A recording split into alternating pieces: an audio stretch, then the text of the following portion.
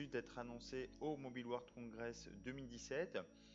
Donc ce Huawei P10, eh bien, il vient tout simplement en remplaçant de son prédécesseur, le Huawei P9.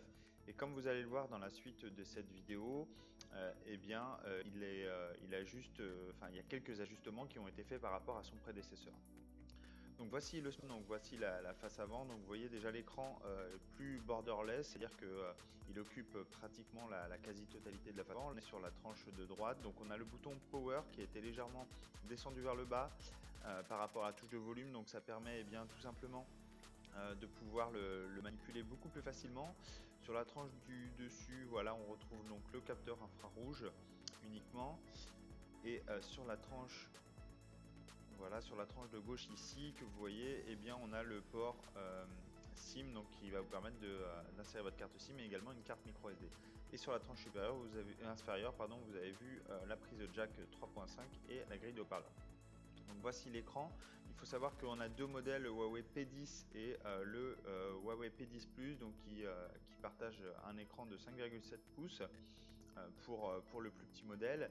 Ici on voit donc la face arrière avec les deux capteurs photo, donc pareil que sur le P9 avec le double flash LED. Donc ce sont deux capteurs photo qui vont, comme on va le voir dans la suite de cette vidéo, vite fait sur le salon, eh bien ce sont deux capteurs qui vont assembler les images. On va avoir un capteur qui va de couleur de 12 mégapixels et un autre de 20 mégapixels pour le monochrome. Donc vous voyez, je vais lancer.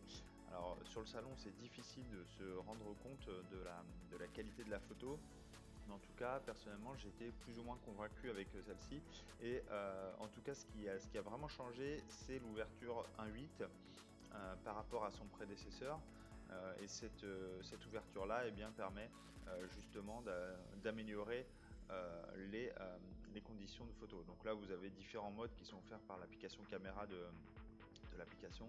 Et en caméra frontale, eh bien, on va retrouver un capteur photo de 8 mégapixels. Qui semble être identique à ce que l'on avait sur le Huawei P9. Donc vous pourrez évidemment prendre de fabuleux selfies. Différents modes ont été ajoutés, il a pas mal discuté dessus lors de sa conférence de presse. Mais voilà, en tout cas, sachez que en tout cas Huawei a essayé de se concentrer sur ces nouvelles fonctionnalités du capteur. En termes logiciels, eh bien, on se retrouve sur Android Nougat. On est avec la nouvelle surcouche Emotion UI 5.1 qui apporte diverses fonctionnalités supplémentaires.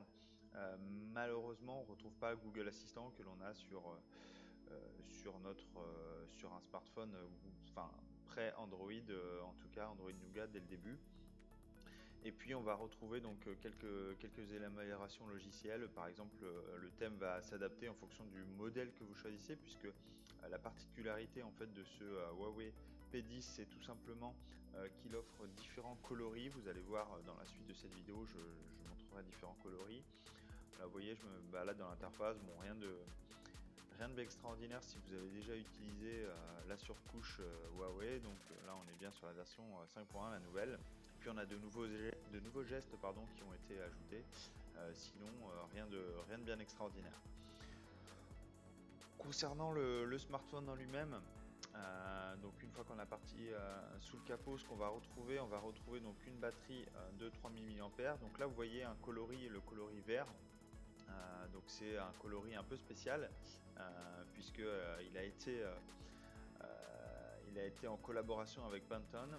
Donc vous avez vraiment un coloris vraiment vert qui rapproche de la nature. Huawei a vraiment insisté lors de sa conférence de presse sur ce coloris, ainsi que le bleu que vous allez voir juste après dans la vidéo. Donc je disais, on a une batterie de 3200 mAh, donc légèrement supérieure à la batterie de 3000 mAh du P9. Ensuite, concernant les autres